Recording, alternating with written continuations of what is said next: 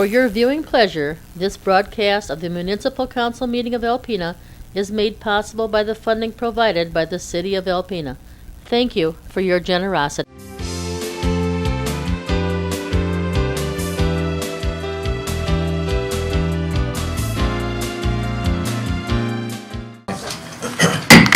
Welcome to the Alpena City Council meeting of May 6, 2019. Call the order, please. Hess. Here. Johnson. Here. Nielsen. Here. Nowak. Here. And Walagora. Here. Please rise for the pledge. I pledge allegiance to the flag of the United States of America and to the republic for which it stands, one nation, under God, indivisible, with liberty and justice for all. Okay, modifications to the agenda this evening. Greg has one. I have one I'd like to add under unfinished business, number 13, the downtown bike racks and shelters. Okay. I move we add the downtown bike racks and shelters to the agenda. Second.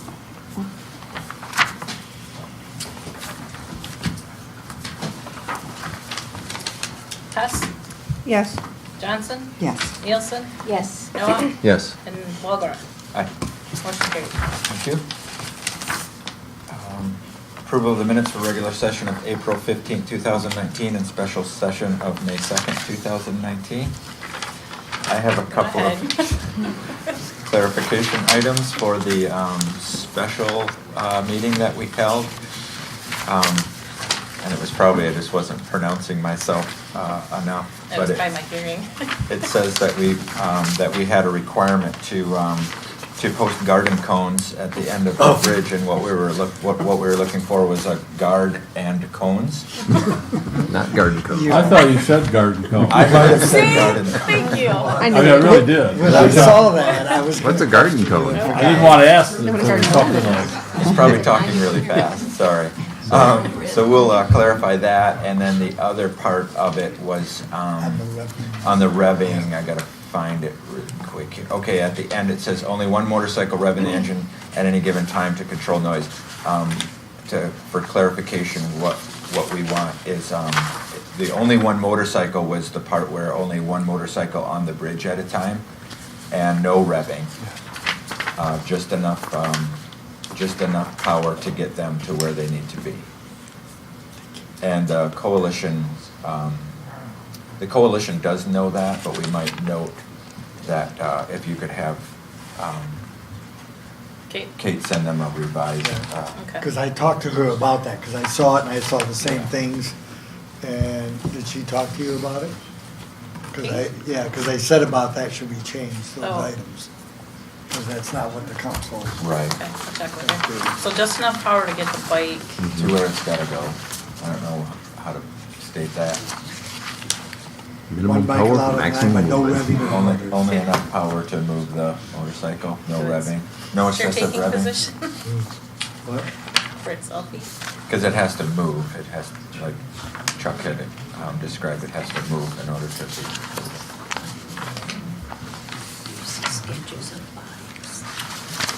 We got them before, but it's. That's a received as changed. Okay, so we don't need any action. Just a received as revised. Any other issues with any of the minutes? Okay, thank you. Citizens appearing before council on agenda and non-agenda items are allowed 5 minutes each to address your concerns. The only exception tonight would be the report for the public hearing on the CDBG funded grant, which is later in the agenda, but any other topics, you're welcome to come to the podium and state your name and address for our records.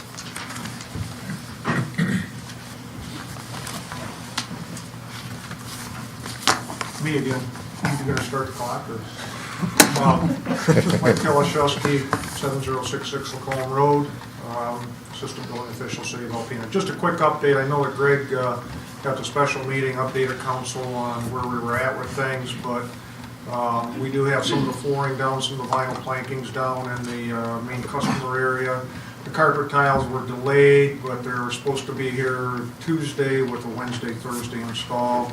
And then hopefully by the end of the week, we'll move back into our offices. So just wanted to bring you up to speed on that. And the other thing that Greg had mentioned at the special meeting is by the time it's all said and done, we're going to be $35,000 to $40,000 with the cleanup and the repairs that need to be done. So, okay, questions?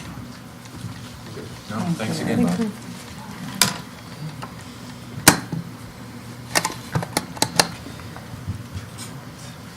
All right, the consent agenda this evening is A, bills to be allowed in the amount of $177,873.63. I move we approve the consent agenda as presented. Second. Johnson? Yes. Nielsen?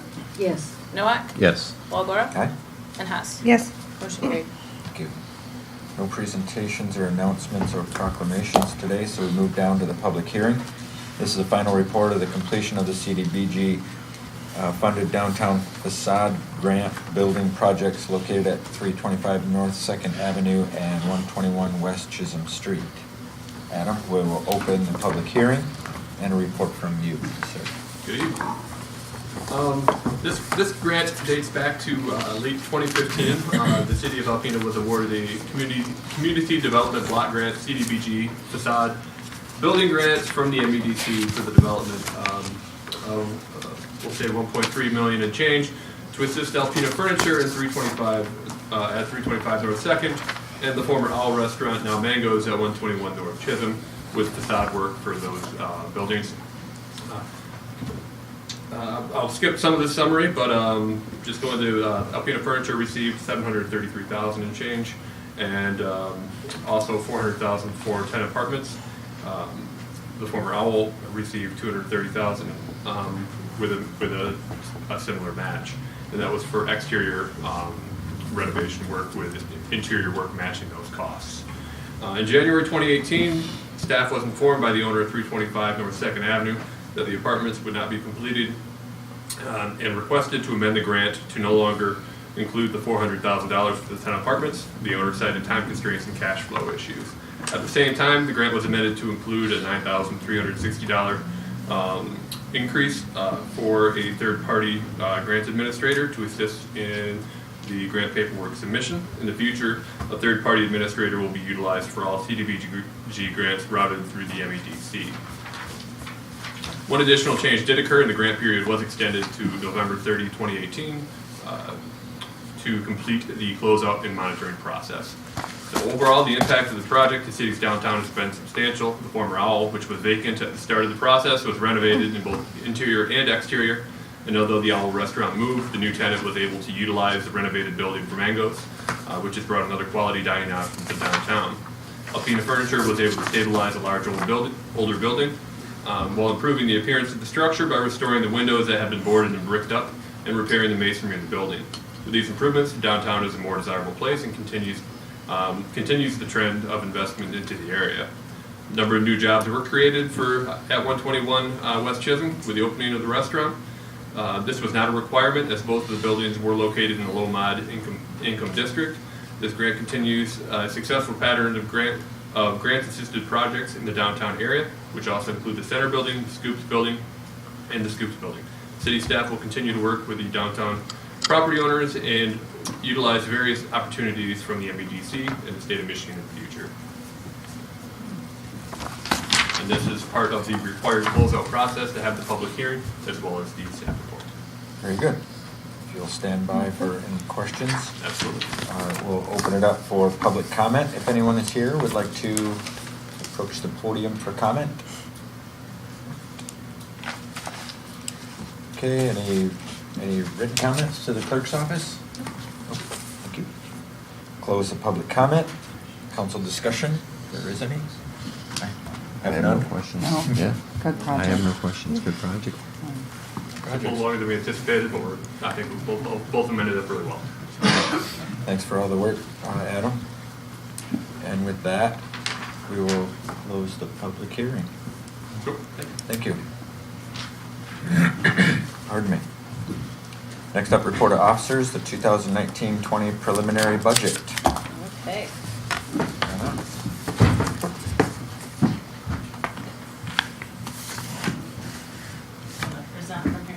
use the computer. Okay, first off, I just wanted to thank anybody that had any part in helping put this together. Greg, the department heads, my office staff. I definitely couldn't have done this without them. Jennifer did a really good job this year. She really stepped up and just went through the whole thing with a fine-tooth comb, and so I think it's the best one yet. So I was looking for a guideline to follow to do my presentation, and in the charter there's 7 very specific things that I'm supposed to present to you in writing.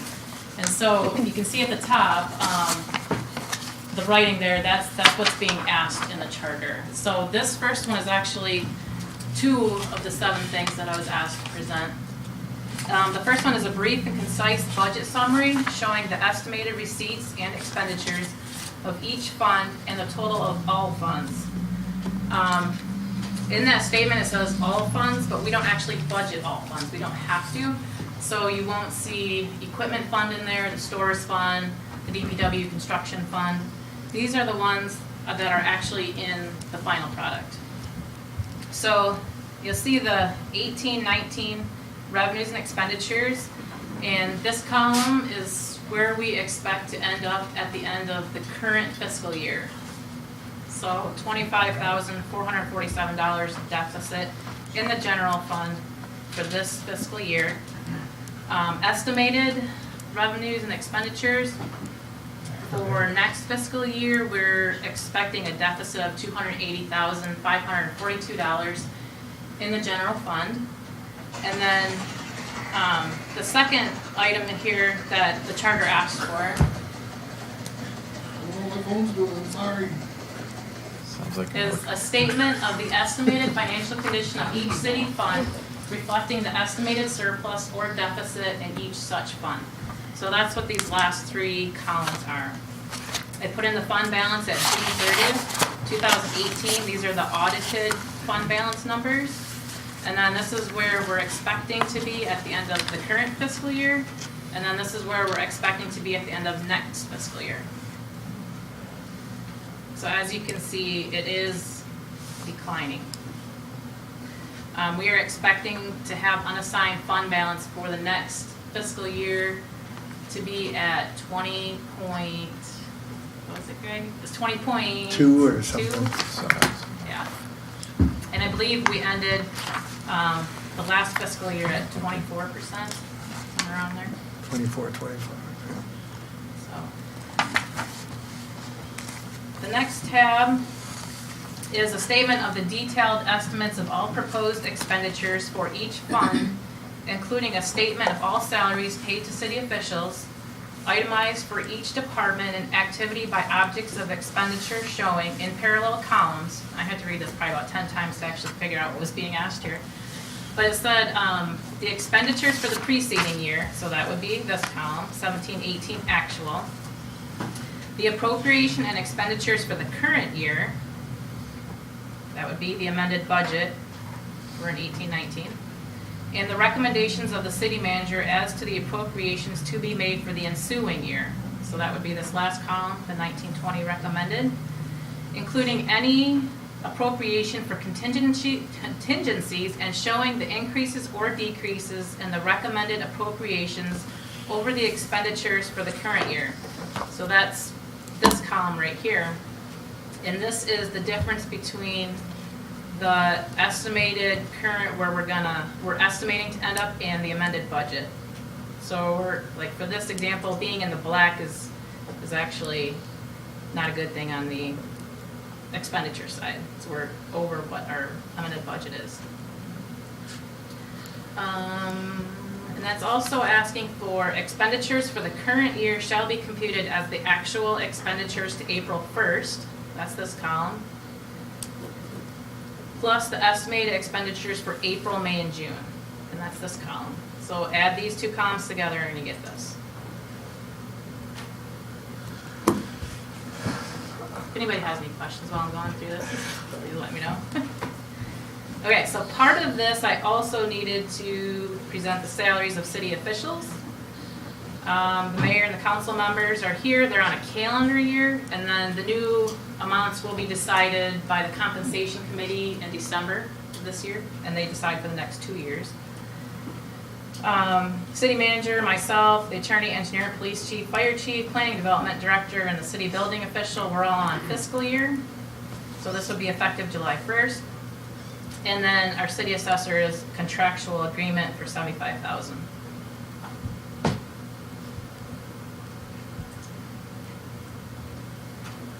This one is detailed statements of estimates of all anticipated income of the city from sources other than current taxes and borrowing, compared with the amounts received by the city from each of the same or similar resources for the last preceding and for the current year. Receipts of the current year shall be computed as the actual receipts to April 1st, plus the estimated receipts for April, May, and June. So basically, it's the same setup as the expenditures. So this is total revenues, less taxation and borrowing. That's on another screen. And so just this is all general fund departments. It ties back out to, let's see, where's that total? Oh. Maybe they didn't put the total line in here for the general fund. But it's $10,336,532 is this number. I really like this screen.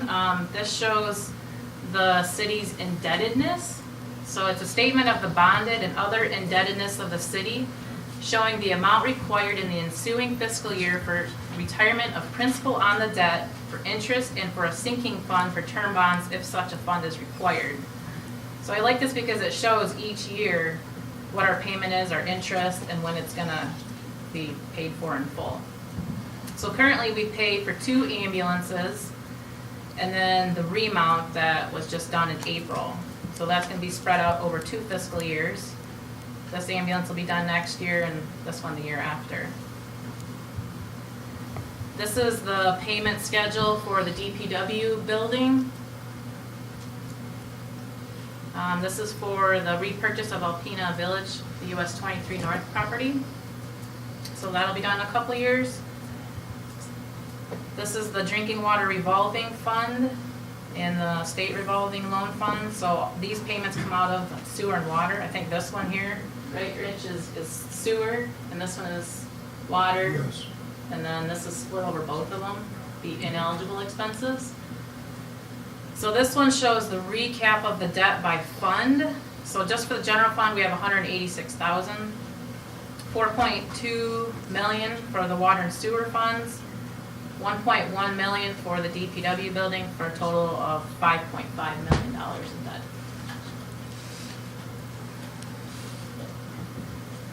Delinquent taxes, another thing that was required to be presented, a statement of outstanding delinquent taxes and special assessments which have been levied during the current and preceding fiscal years of the city, and an estimate of the amount thereof which may reasonably be expected to be collected or realized upon during the next fiscal year of the city. So currently on our books, we have delinquent personal property taxes all the way back to 1997. But I recently found out that anything older than 5 tax years, we're supposed to have it stricken from the rolls by the judge. So I'm working with Bill to get that process done. So that's why you'll see, this is the number of parcels in each tax year that we still have on the books.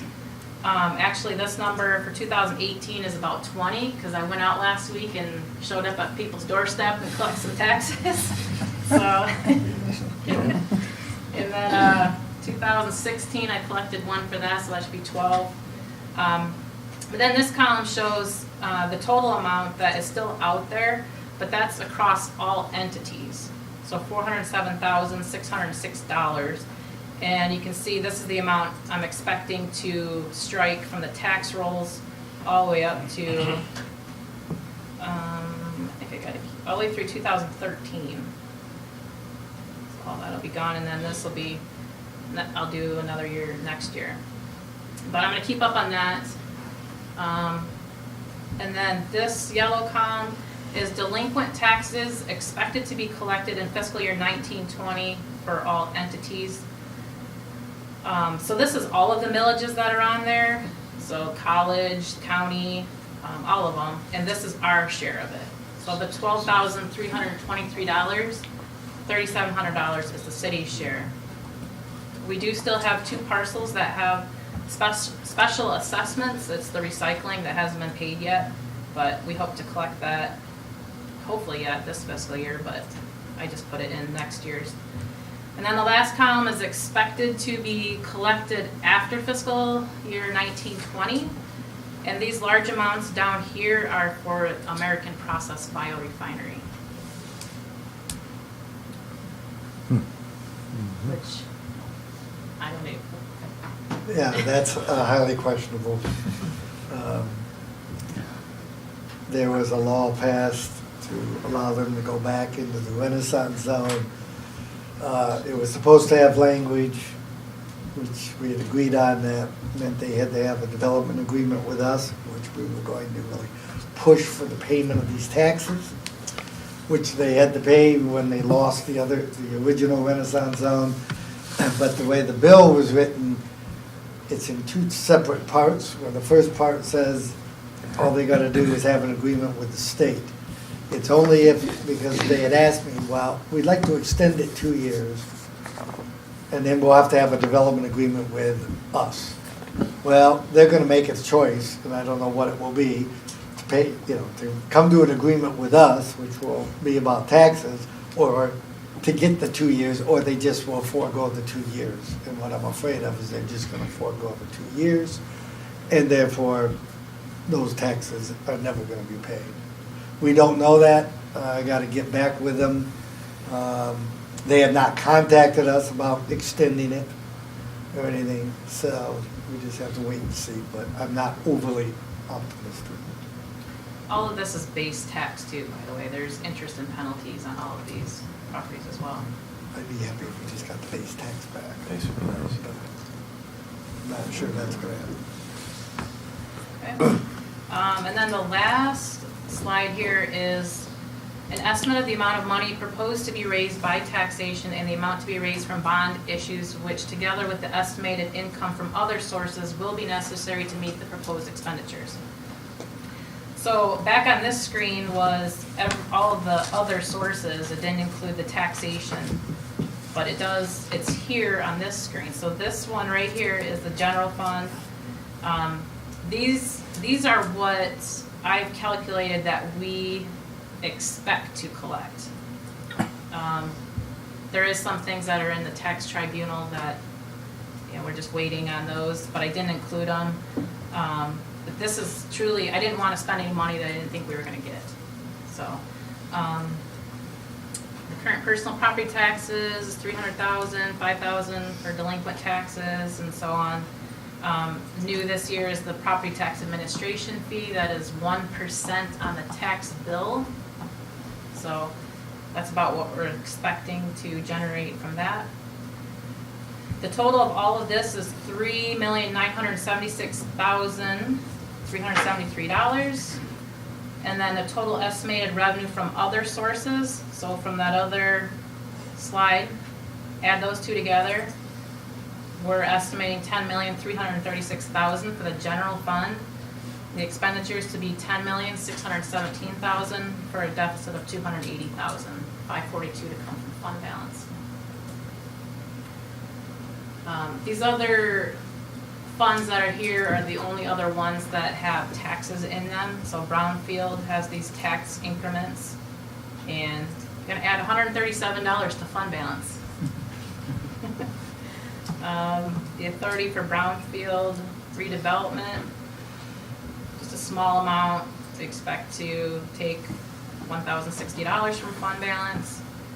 DDA number 2, a deficit of $38,514, and for number 5, $1,461. So that is my piece of it, and if you don't have any questions, then I'll turn it over to Greg. I do not. was very awesome. It was That's a very great interesting. presentation. Yep, it really was. It's nice to see all that. So, no, I have no questions on that. It was easy to follow this year, too, going through it. Yeah, it really was. Okay, before I start, I'm gonna put out a disclaimer. I did hear her read that it says the budget for the ensuing year, which is our budget you have, is recommended by the city manager. I recommended to staff that I wanted a balanced budget as my last budget. They all overruled me, which is why you got a $280,000 deficit, so. Want to wash my hands of that because that was not my recommendation. We're not magicians. So, as this is my final budget letter, I'm going to do the same thing that Anna did in terms of commending both her, all the department heads, and various staffs within the departments for contributing to the budget. Yes, it is a deficit budget, but it's one that we consider manageable, and based on past experience, where we've had deficits, we've been able to greatly reduce those by the end of the year. And so I would expect similar things to happen with the upcoming budget. Unless we have some unforeseen expenditure, as we did a couple of years ago with North Riverfront Park, which did take a $230,000 plus, chunk out of the fund balance. So hopefully we will avoid that. Two of the biggest items that we do face are our pension and retiree health.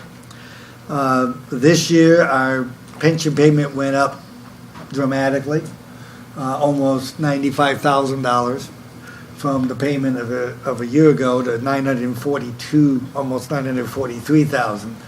A lot of this was because of what I call the perfect storm.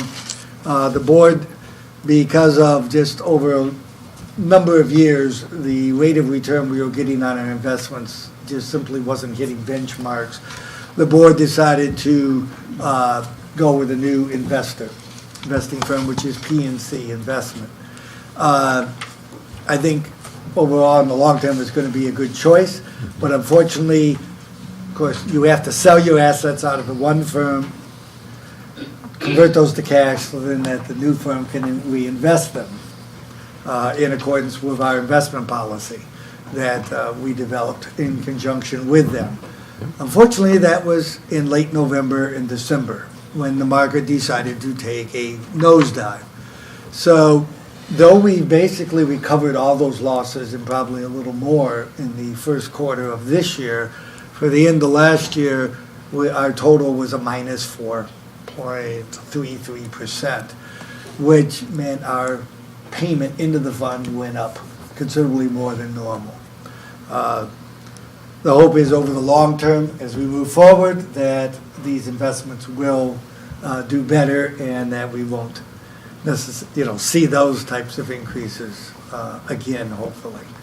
And those payments are always put in at the end of the calendar year. Actually, no, beginning of the calendar. When are they made? End or beginning of the calendar year? Into the pension? Yes. In December. Okay, so it's about midway. Yeah, okay. Midway Mm-hmm. is when it's made. Okay. So, so those are the things that we're looking at there.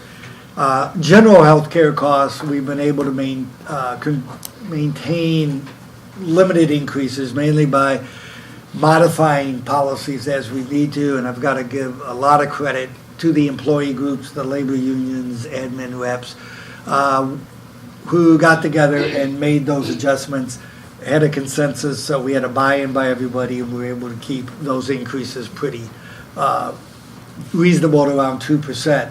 Now, not knowing what's coming up, we did add for the second half of our fiscal year, because the renewals are in January, halfway point, we budgeted for a 10% increase. We did that last year, and then we were able to roll it back. And we did it again this year just to, protect ourselves, just in case. On the retiree health front, we all know what we went through about a month ago. I submitted a waiver request to submit to Treasury, the state Treasury, because our retiree health fund plan is underfunded. We have not heard back from them as far as whether they accepted our waiver and our request. I don't think you've received anything, have you, from them? No. So we'll have to wait and see. We've also, as we've started negotiations with fire, we are looking at some things that might be able to remove some, and as we go on in time, a number of employees possibly from the OPEB retiree health issue that would save us money there by, instead of just everything being paid out after retirement, that maybe a combination of payments by both employees and perhaps the city throughout an employee's tenure with the city that could be used for retiree health, that may be beneficial financially to the city and even to the employees. So we're looking at that. It'll probably be several months before we really know whether it works, and if it does, we'll bring something forward to council to look at, and then go back to the unions on that. Regarding the general government, as Anna pointed out, one of the bigger changes was the property tax administration fee. I think it was something that was long overdue, probably should have been done a few years ago as the budgets continued to tighten and costs going up and revenue streams were lagging, especially when some 84% of the taxing jurisdictions that are eligible to assess that fee are doing it across the state, and we were not. So that will help greatly, and it reduces the impact on the general fund. If we hadn't done this, we probably would have been making some other major cuts that aren't there now, because we would have had a $380,000 deficit, which is not a workable deficit in my mind. We are still being able to maintain some of the outside entities. We're funding Thunder Bay Arts Council for their public sculptures because they are doing these in the city, or not only in the city, but I mean on city property. So we feel it's appropriate to assist, even though it's in a fairly small way. Here on Humane Society, we did increase the funding from 17 to 20.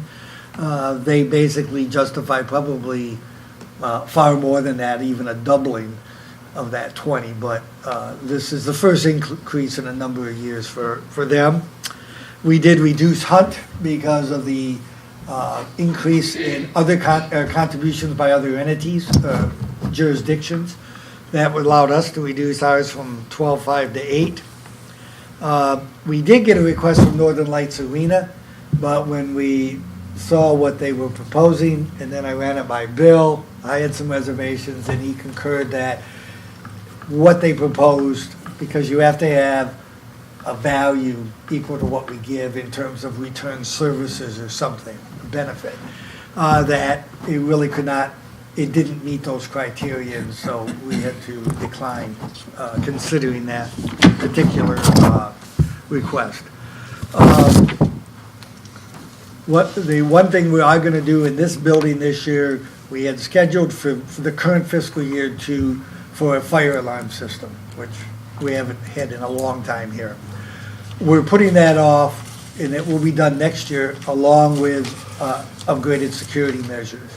The total cost of the two combined is $40,000, but that will have special card swipe locks on interior doors, exterior doors, some panic buttons for people to, so if there is an issue or a difficult situation, they can contact the police. So we're doing some of those things, and that will occur in the upcoming year.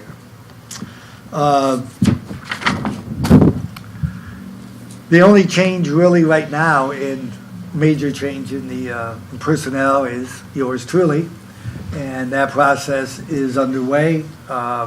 We've budgeted money for that.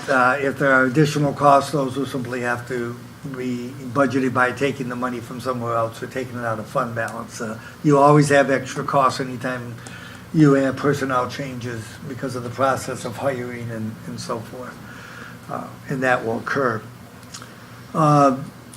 In the cemetery, last year we had budgeted money to begin this program of on the fence along Washington Avenue that we had to remove. Just because of other priority projects, it didn't happen. So we're looking to get it underway in this new fiscal year. Basically a combination of public solicitation, where people can donate either a section of fence or a portion in the name of a loved one, whatever, and then the city putting in, we budgeted $50,000, and we'll see how that goes. But hopefully we'll get a fair amount. When the fence was originally put up back, I don't know, 100 years ago or so, they actually used a solicitation program for that. The police department, Joe is usually coming in every year asking for additional officers. He's at the level that we have been at for a long time, so we've always met that level, but we're not at the level that we traditionally have been had a number of years ago, and it has created strain on the department. We're basically right there on the edge that a major injury of an individual, a sickness, suddenly means we're shorthanded and a lot of overtime, and that can only go so far. Some of that was alleviated last year when we did the agreement with ACC, where we're splitting the cost of a new officer, Terry Curtis, who came on about a month ago or so, on there, April 1st, so a little over a month ago.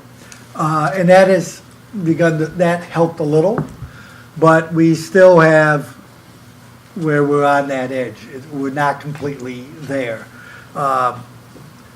We also have with the new jail coming in, it is outside the city. That will create some issues in terms of personnel as well, simply because of the travel that is incorporated. Consequently, because of that, all these issues, the chief has requested, and we've included in the budget, 2 additional officers. These will be phased in, one being proposed around October, and then the other one in April of next year. So to lessen the impact on the budget, phasing in over time. How this all works out is going to be impacted. We have some anticipated retirements, a couple of them, and we'll just have to see if they occur and exactly when they occur in terms of how they impact things. Because obviously when you lose people, now we're hiring just to replace them, let alone any new ones. And it has been for a number of years a tight market, as it is in fire, as Chief Forbush has seen there. In both of those of finding good quality candidates. So that will be the task for police here in the coming year. Fire and ambulance, one that Anna did not mention is the fact that we have now combined those 2 budgets. They've always been separate, fire and ambulance. A lot of that was when we originally started contracting with the county. They wanted our ambulance separate to make sure that they weren't overpaying or subsidizing the city operation. And of course, we also don't want to be subsidizing the county operation. That really has not become an issue anymore, and there's really not a need, and a lot of it doesn't make sense to keep 2 budgets all the time. It's the same personnel, everything is the same, so this year we did combine it. The 2 biggest things that we're doing, one, it's been an ongoing issue for probably the last 3-4 years. Bill has tried to get grants and funding for are the self-contained breathing apparatus. All of ours are expired or going to be very shortly. And once they're expired, they can't be recertified, and so they need to be replaced. The problem is it was estimated at $200,000 to replace them all. And that's a big hit on the budget. Well, with some creative looking on the part, especially of Bob Adrian, Deputy Chief, he talked with the company that we would get them from. And what they're doing is they're changing their model year. Coming up with new models starting with the next year. I don't know when that begins, in July or whenever, just like cars do. So they gave us a discounted rate on the new ones, or on the current model year, which are perfectly fine. And they're willing to finance that, which won't be that much money over 2 years. So instead of us paying $200,000 in this year's budget, we've budgeted $80,000 each year, so we're saving $40,000 at least. And the financing may be less than that. We put in $5,000 each year, because they estimated $75,000. So $150,000 total. We have $10,000 in for financing. We'll see if we need it. But that was really helped. We get them all at one time, but we're financing them over 2 years. The other is a power cut. We needed another one. The problem is they're $45,000. 42. And again, a big hit in the budget. So what we're doing is we're again borrowing from ourselves out of the DPW fund, which said there is nothing out there that they're gonna need that money for. We'll buy it this year, next year they'll pay it all off. So at the same time as they're making the payments, and we'll pay off, I think, when they pay off next year in 2 years on the ambulance rebuild that we did. 2 years. So it's utilizing our own money rather than going out and borrowing somewhere else or simply eating away at our fund balance. And it works very well. Can I just chime in on that one? Sure, absolutely. One thing that I would like to do when I start creating the budget for 2021 is to start putting money away into a capital projects fund. Like a little bit each year, build it up. When we have to buy these cylinders again, we'll have the money. We don't have to be strapped for cash for it. Yeah. The other thing I've suggested on those tanks is, even though we're buying them all one time, is that we don't replace them all at once. We start about 5 years before they're going to expire and replace a portion of them each year for 3, 4, 5 years. And then the impact is not nearly so great each budget. And we still have the old ones are still good for a year or up to 5 years as backups. So we want to get them where they're staggered and not always having to buy. How many is it we buy? 25 of them at one time all the time. So that was the other thing I proposed, and that we will be looking at in the future to do that. On the public works end, they do the diversity, probably one of the most diverse departments in terms of the functions that they do. And some of their projects are, one, our new bicycle racks. We budgeted $10,000, and these are citywide. These are not the downtown that we'll discuss later. These would be in parks, they can be in other places that are city properties that aren't necessarily even a park. I'm not sure, whether we want some new ones here at City Hall, whatever. So we have that budgeted for this coming year. There were some questions regarding the issue of the Christmas decorations. You can jump in if I say anything wrong. I did talk to Anna, whatever. You were doing that too with me. We were both getting confused. Oh, sure, bring me into this. Yes, hey, what the heck? And I'm the only one who does this. They budgeted, I think, $10,000 in the current year, but $10,000 for next year. You do? Yeah, it was in our CIP, so it should have gone to the. Oh, okay, so they do have money. A lot of the money that we budgeted is for, in some areas, we do have some areas outside the DDA district, but it would also be like for all the lights and stuff we do here at City Hall and on some of our other buildings. That is, totally separate. And also, just in case things break, we need replacements in the middle of the year, we have them. So that's what that money is for. But we do have money also budgeted in the DDA as well.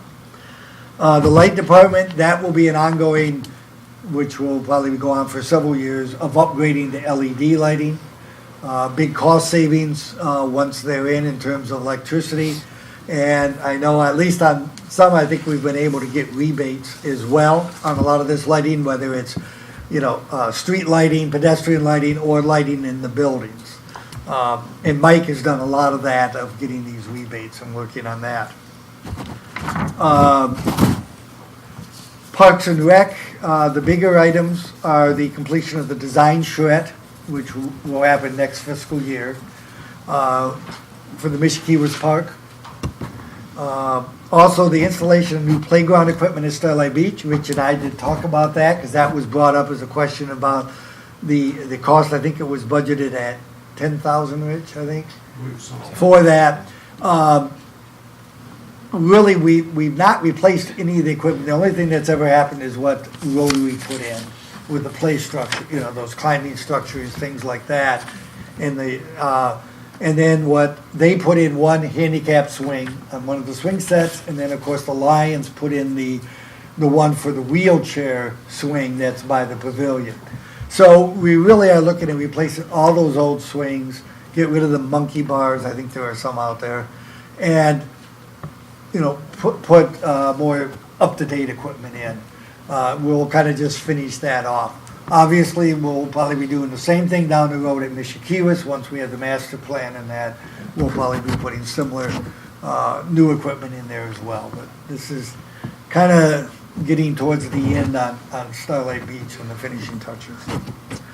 Also, we will be doing various repairs on our bypass in locations where we have hazards, often caused by roots that have buckled the bypass, so we'll be going in and correcting those. The street funds, these are always tight. The projects we'll be doing, major streets, 11th Avenue and Park, the intersection there, we get flooding every time it rains.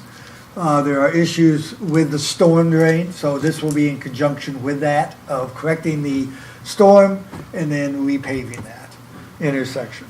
The reconstruction of Wilson and Johnson Street up by where the assisted living facility is being developed. This was originally scheduled for this year. It's just simply being pushed back into the upcoming year. And that's to add a left turn lane, which with that facility there, we feel we really are going to need. Because you already have the school there. You got Alpena Village and the apartments there. You have the health department. The church, so you have a lot of, and the hotel, Ramada Inn, all have entrances on Wilson Street, so it will be very useful to have a dedicated left turn lane. And also, we're going to begin the resurfacing of First Avenue. Most of you, if you've gone down it, especially the first probably half from here down to Ripley, is getting worse and worse. When I ride my bike, or anybody does, it's an obstacle course. If you hit one of those crevices, you may not come out. So the first phase is scheduled to try to get through, Richardson Street. It will depend on cost. If we have extra money to go farther, we'll go as far as the money will take us. And then we'll do the balance over the next 2 years until we get to Ripley. So that is in the works. That street is probably one of the worst around in certain areas. On the local streets, we'll be doing Merchant Street from Miller to Lake, but that's turned into a special assessment. So has that gone to council yet? No. Through the process, so that will be, the property owners have, I think, filed their petitions, and so that will be done in that manner. We haven't done one of those in a number of years, a special assessment project. Ontario Street, which has been on the books for years and always got pushed back, is scheduled this year to get resurfaced. That's another very bad stretch of road.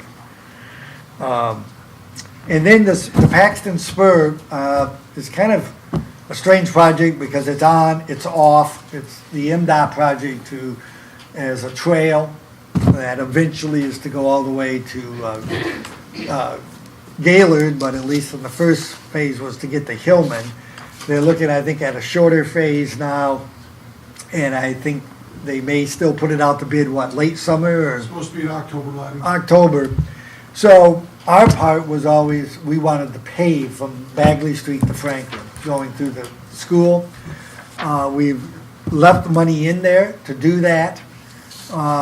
If for any reason it doesn't happen, we can either just turn that money back into for the fund balance, or earmark it for other projects. Then at that point, it would be brought back to council.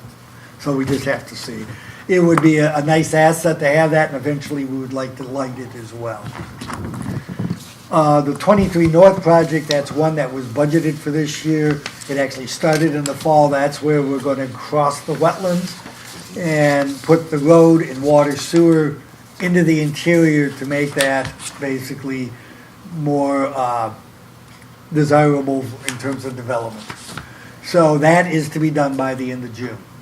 That one is, that's when that's scheduled. On the marina end, we've had issues for many years about underground storage tank, that we had leakage.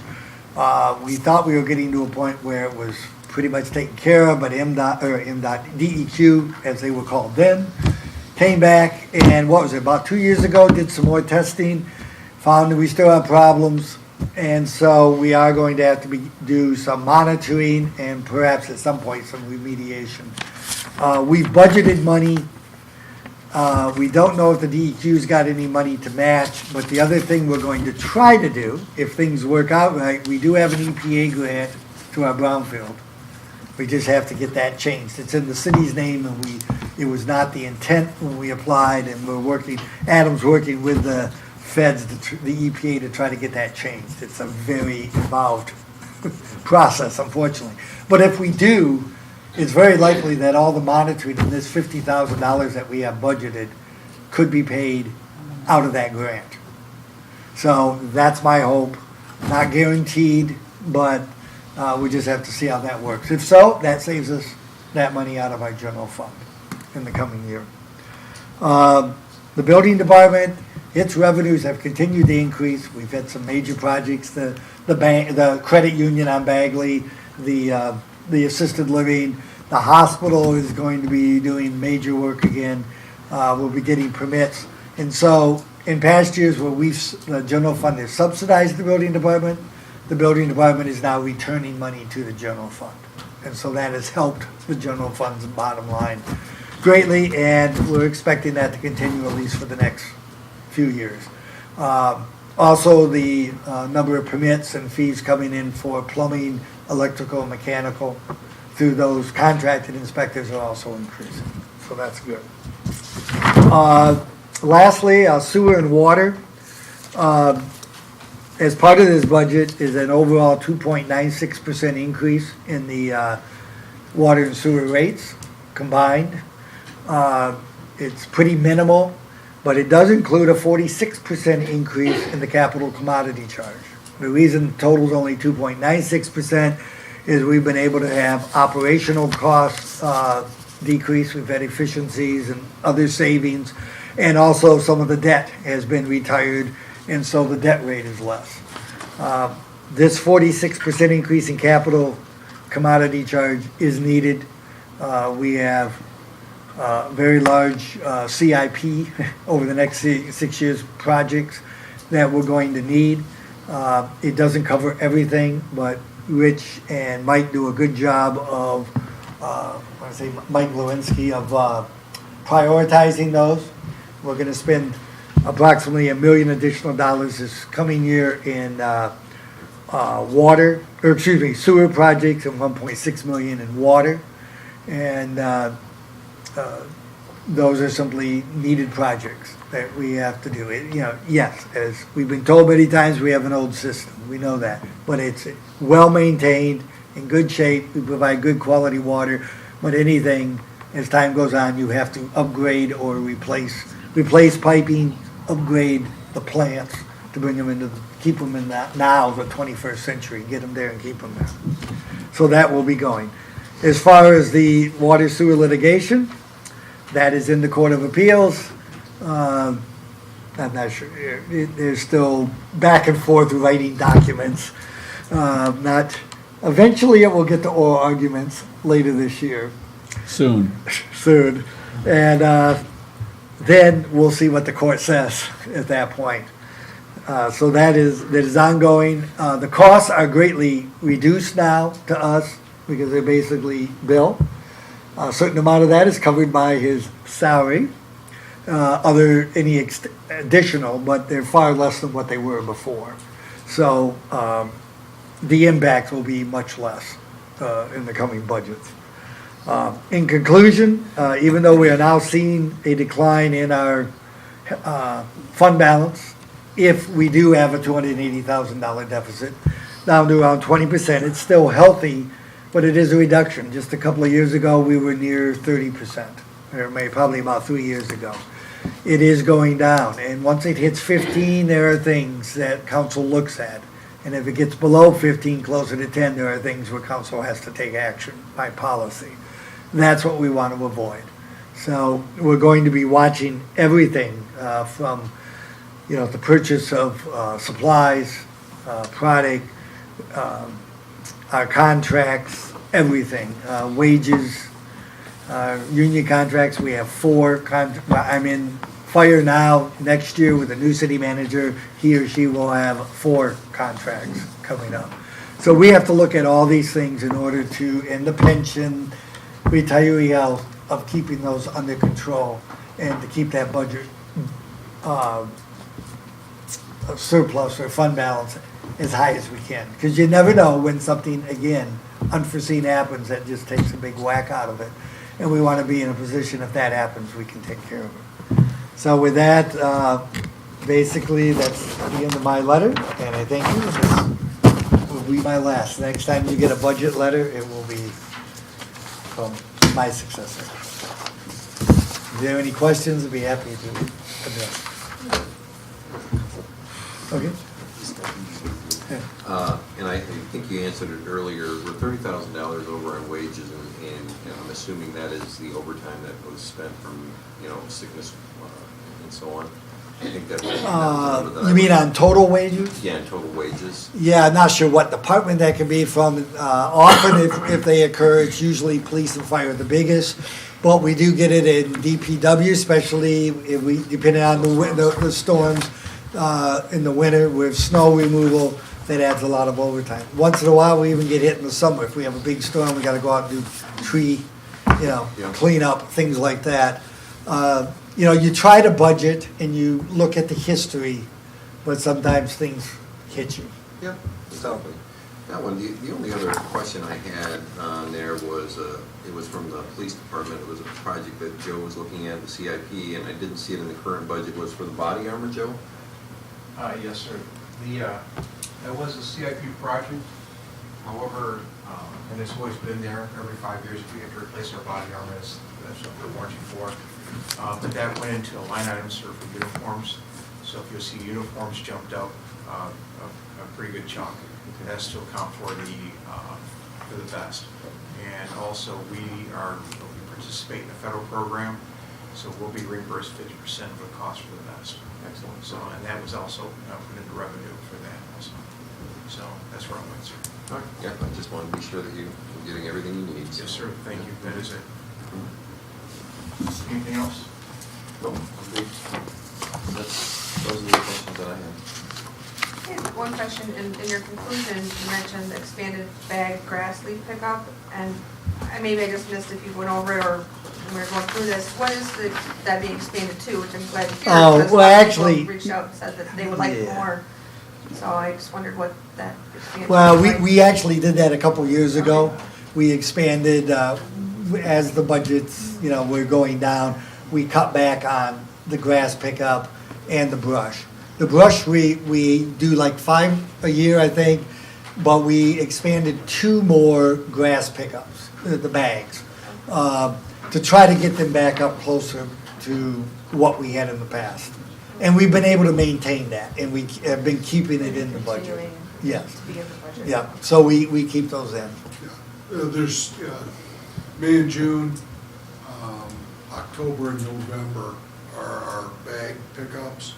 And then May, June, we skip July, August is our brush, skip September, and then do October, November for brush pickups. Those are posted on our website. So we do. I just didn't know if it was being expanded. No, not again, but we're maintaining. maintaining is, we were able to do that and still, probably poorly worded there. Thank you for clarification. Yes.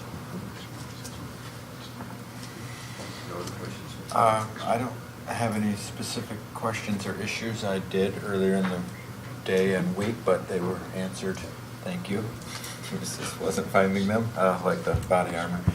And a couple other things, some clarification on the Starlight Beach playground, but otherwise, no, I don't have any specific questions or issues. One other thing that we are checking, and this was all prompted by Phil Harmo, who sent me an email asking me for what are wages and benefits for the upcoming budget. So he didn't want to have to go through the budget and tally those, so I did. And when I got to local streets and major streets, we have a lot of the benefits, health insurance, retiree health, dental, life, deferred comp, so on, are listed. But then we also have listed categories called fringes. And a lot of that is geared because of, with MDOT. They require us to come up with what are our percentage of wages that are benefits. Well, what we didn't know is Anna began to break them out more. Is the fringe number correct? Did we delete things out of there or not? So what we're gonna be doing here, once she gets through the election tomorrow, Rich and her. What? If I Yeah. survive. Well, you have to. We're gonna get together and look at that. So if there are any modifications to those two departments, major and local streets, we'll bring them back at the public hearing and then make those adjustments before you approve the budget. Those are things that we went through. There were so many changes being made. Yeah, and then Rich didn't catch it, I didn't catch it, so it was just something that slipped by until I'm adding up all these numbers from Phil's request for him, and suddenly saw that something didn't make sense. So it may be that they're perfectly fine, but we just want to double check. So we will be doing that and get back to you in 2 weeks. Very good. Anna, your entire presentation is available on our website? No, but I can put it there. Okay. That might be good if you could put that on there. I'm kind of thinking about maybe changing up the format a little bit. We're not, in the charter it says to do one thing, and then what we actually have to do is the published copy that goes out. Yeah. So I was thinking about maybe doing it a little bit more like per the charter, putting in these columns that were requested in there. Yeah. I don't know. That's fine. Think about it. That'd be good. But yeah, I can put it I out just there. wondered if, yeah, because it was very clear, it was very easy to understand, so. Good. If you would like to do that, or if it's allowable. Otherwise, yeah, I'll have a question. I just want to say thank you, both of you, Greg and your staff. You make us all look good. Thank you, that's very much appreciated. That was a great job. And we will mull that over, and that will be back on our next meeting. So on this, we will receipt and file. We've received it. Second. Nielsen? Yes. Noack? Yes. Walagora? Aye. Hess? Yes. And Johnson? Yes. Motion carried. Thank you.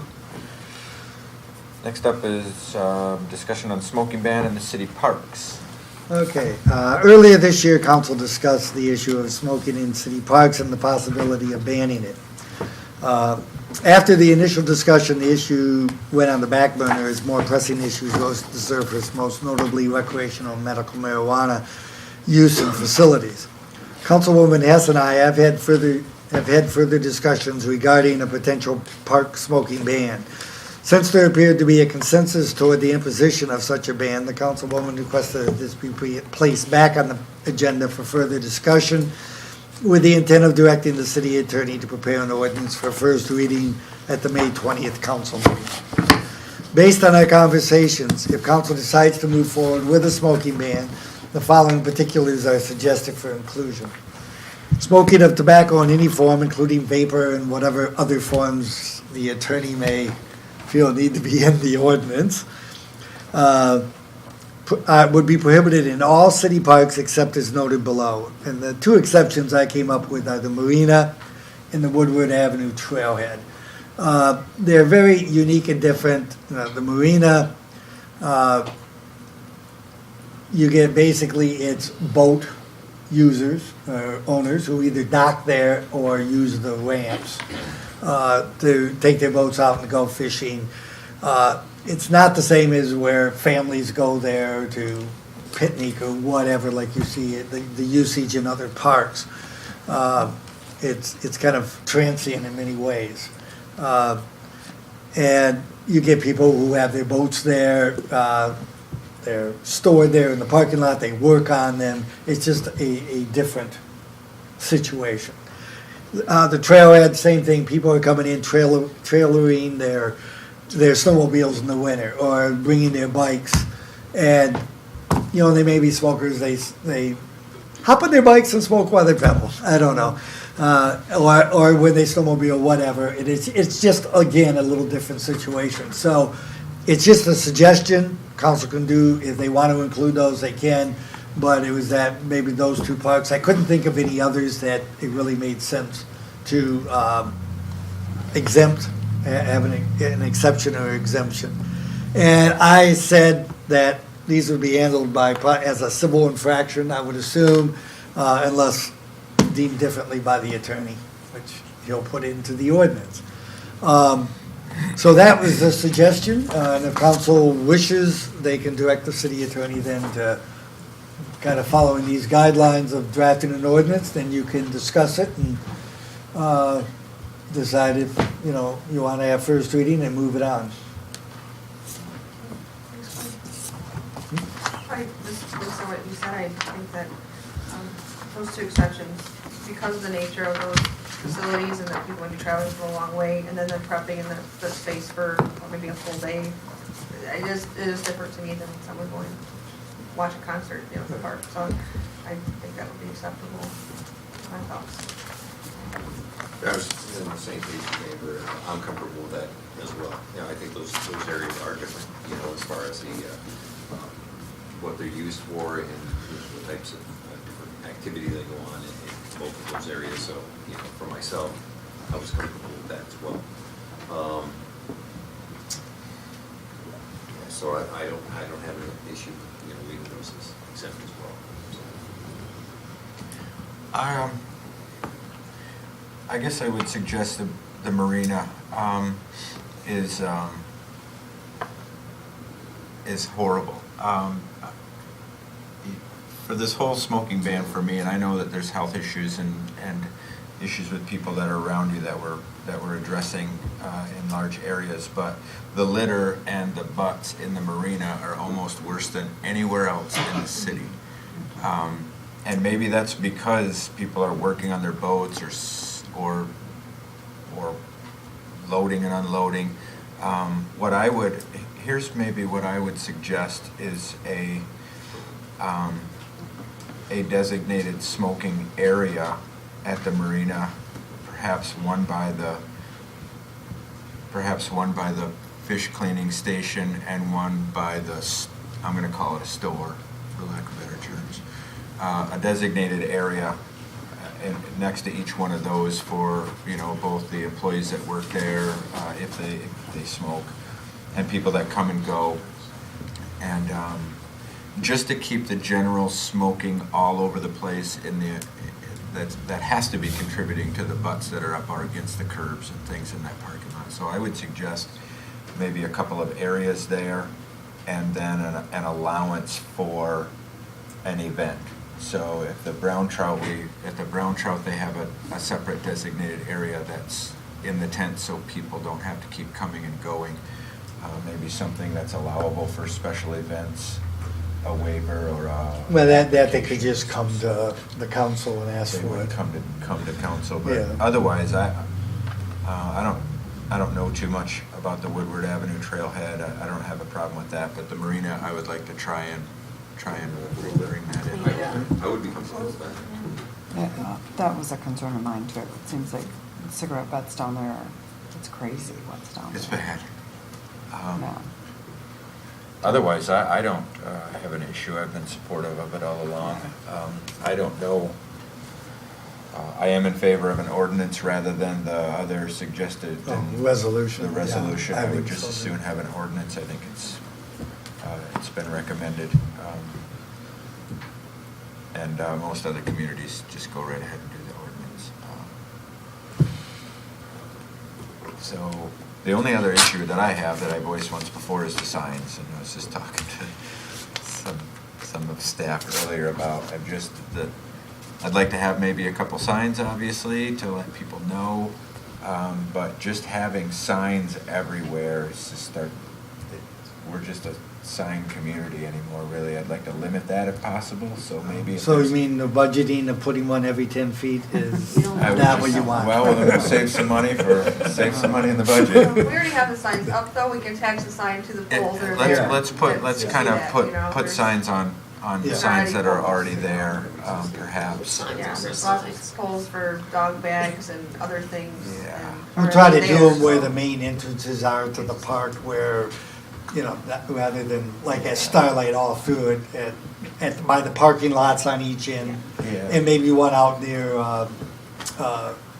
State Avenue. And basically that'll be it.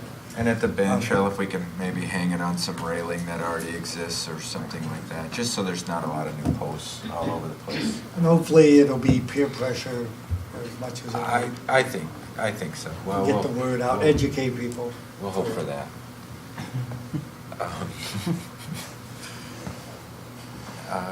Anything, Bill, do you need any other direction, or is that something pretty good? Or? Fine structure. I mean, municipal civil infractions are generally enforceable by up to a $500 fine. That seems kind of steep for smoking. So you could, I guess, maybe do a graduated schedule if you have, first offense, second offense, third offense, so that if people would just keep doing it, that, it costs them more as time goes by. Yeah. If you take your butts with you, maybe it's less. Yeah. Because that's the issue more than anything, I think, Yeah. to basically, is the litter. Yeah. Do you have any recommendations, or have seen any similar in other communities? There's some ordinances out there, and they work on a graduated fine schedule. So, I mean, it'd be unusual for the court to hand out a $500 fine to somebody anyways, especially on a smoking ban. But I'm sure you get some pushback that seems high. Yeah. To even give the court discretion to make it that high, so. Does everyone have to go before a judge, or if we have a fine, I'm just throwing out a number, if it was a first offense is $10, can they come in like parking and pay it, and it's done? Well, if we want to establish the ordinance that way, yeah, but. And then only if they, obviously if they want to fight it, then they'll take it to court, otherwise, it could be a lot of time in court on these types of things. Yeah, I don't want to tie up a whole lot of that. Yeah, so I think if you made it reasonable, people say, okay, fine, I violated, they come in, if they don't, they don't. What are you shaking your head for? And people don't do that, sir. What? We get more grief over $10 parking ticket. Yeah, but we do get a lot of people, I direct more people at City Hall coming in, where do I pay my parking ticket? So, they're paying them. Well, yes, sir. On there, and not all are fighting, but, if they're going to, if you pay it, it's this, if you fight and lose, now you're gonna pay big time, whatever. I don't know how you can do it legally, though. The court generally does assess a higher fee as a cost if somebody has a contested hearing and is found responsible. It's not significantly higher, but it's definitely higher. I'm gonna go on your counsel. Okay. I'll give you some options. Give us some options. I really don't, I'm not. Okay. Hopefully it won't even come to that. Hopefully it just won't come to that. We'll see. Does The other thing, oh, I'm sorry if I interrupted you, but the other thing was the, what this will include. What this will include, any form of tobacco or just the forms that, that deposit litter, smoking, vaping, really doesn't. It's smokeless tobacco, I don't know whether I would even notice it.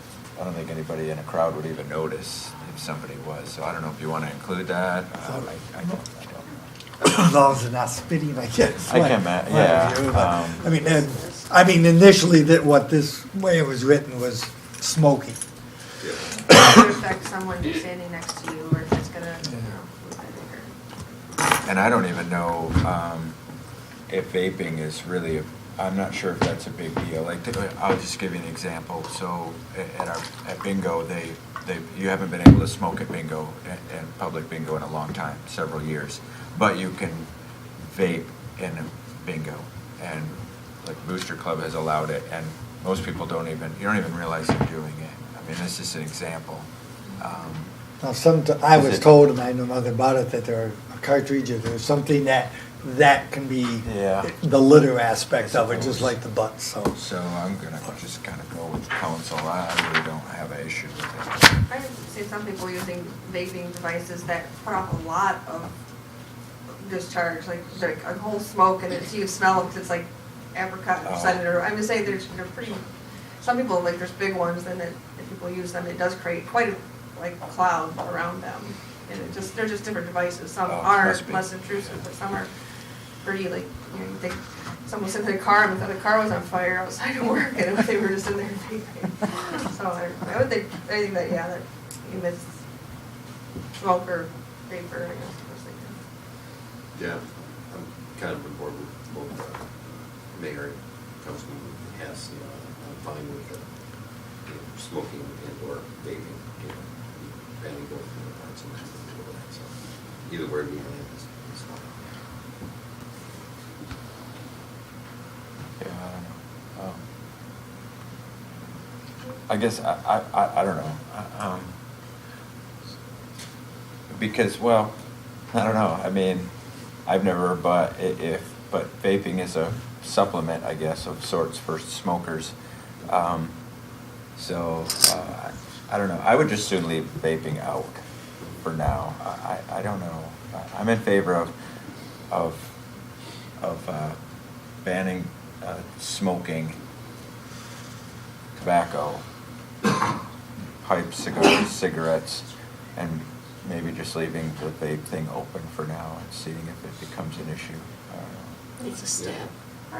It's a step, yeah, I can It's just the only thing from an enforcement thing I thought about is if you see somebody in a park that's vaping quite a bit, you know, can they tell, is he vaping, is he, you know, from a distance, if the police officer's like, okay, somebody is in there smoking. I gotta go take care of that. Yeah, exactly, you know, so I just thought if you ban both, then there's no issues with enforcement, you can tell right away, you know, it's not happening.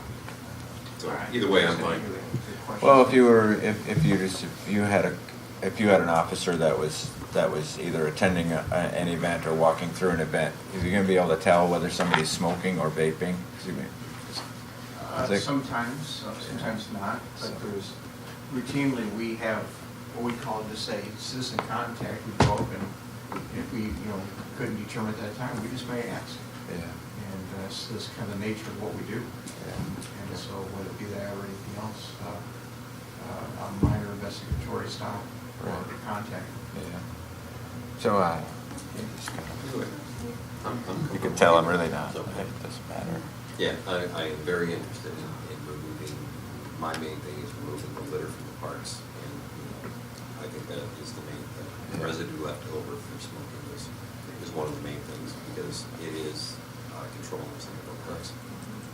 And if I may, sir, on that point, there are laws for litter, which, as we spoke about before, have we really ever enforced? And the answer is no. How many times we see somebody will take and down on the ground, and it's something that we have never, it's always kind of been unfortunately accepted. We will enforce if so directed by council on that, but I believe there's going to be a heavy educational component to that and for this also if it becomes an ordinance. It's going to be a change in lifestyle for a lot of people, and to be fair to them, to be fair to everybody, they need to know what's coming. Yeah, and I'm in favor of that. I think that warrants later discussion. I'm glad you brought it up because that would be like another phase. Because this is going to take enough of getting it out there, broadcasting it. However it is we're going to do it, probably be more than just notes from this meeting, maybe some kind of a campaign, if you will. Yep. And then I have no issue with following that up at some point with a campaign again to take care of the litter, and then following that up with enforcement. But like you said, we can't. It's not something that we can ask you to do starting tomorrow. No, I like the mayor's approach on that too. I think this would start that conversation, and then going to phase 2 where we look at the littering in the streets and disposing of all the cigarette butts within the gutters and so on too, because all of that stuff is ending right back in our water supply. So. Good? Yep, we're good. So we need action for. So no vape, don't add vaping in, and no ban on smokeless products either, in terms of chew? I don't think so. Nope. Okay. Do you need action on that, Bill, or are you just direction? Bill, would you repeat that? I didn't hear everything you said. Okay, so we would not be banning vaping as part of this first step, and we would not be banning smokeless products, so chew. I'm fine with that. Yeah, I'm okay with that.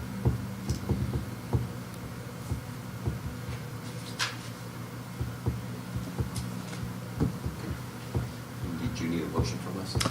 No, just direction that I'll bring something to you, and then you can chew it up and decide what you want to do with it. Spit it out. Just can't stand it. All right. Thank you, Bill. Council, Joel. No communications and petitions. We'll move on to the unfinished business we added, which is the DDA bike racks.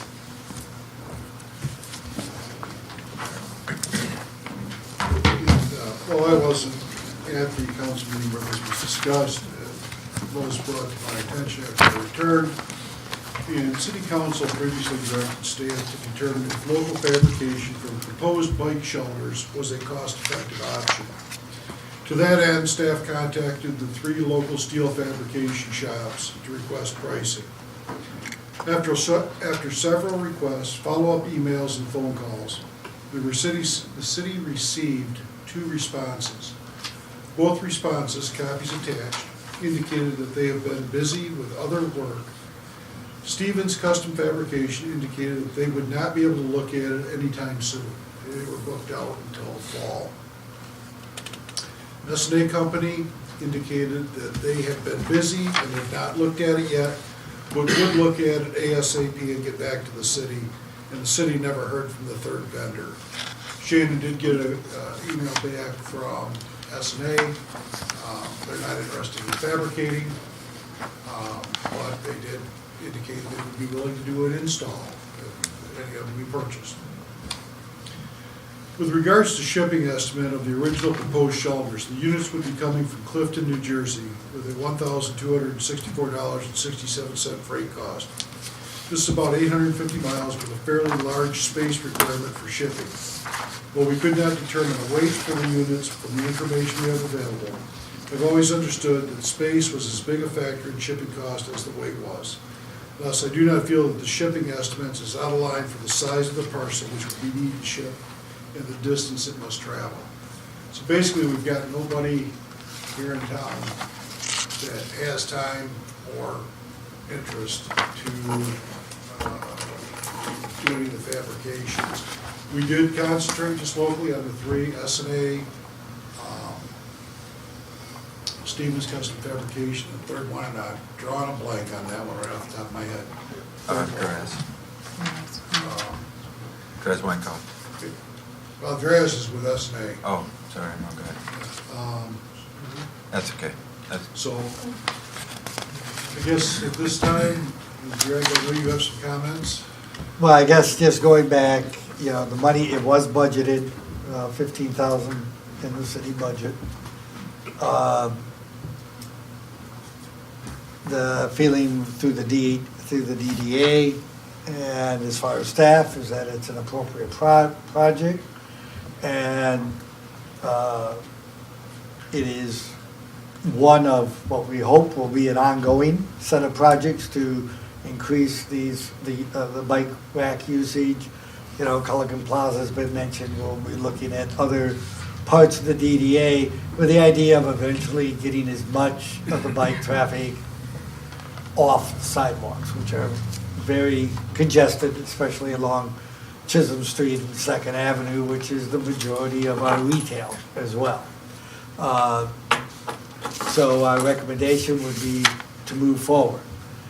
If council determines they do not want to pay for the shelters, which are the issue, the bike racks are a minimal cost on this, then at the very least, we need to have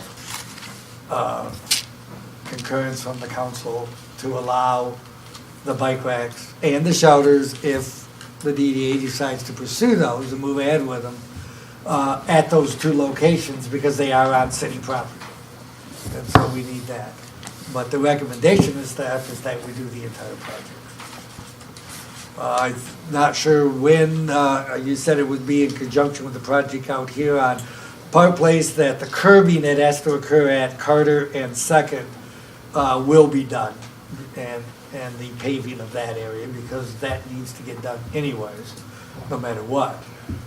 And so that will be proceeding sometime here in the next As soon as they show up here for few weeks. For the curb on this first phase of Park Place, then we're gonna have them go do that piece as well. So that will be happening, but it's just, both locations are city-owned, either within our right-of-way, or the one is, I guess, actually falls within the parking lot of probably Culligan Plaza, or the Culligan parking lot, that we need that approval. But the recommendation is fund it, for the city to expend those funds as it was budgeted, and proceed. And Ann has joined us, and sorry you had to stay for so long to get to this topic, but from the DDA, because after we, at our meeting where we talked about this, not only was Ann on vacation, but some of her board was as well. But so I wanted to kind of catch up. I talked to Mike, who is the president, no, he's the chairman of the DDA board, and Ann just briefly since our last meeting, to kind of give them a synopsis of what our discussion was and what some of the concerns were.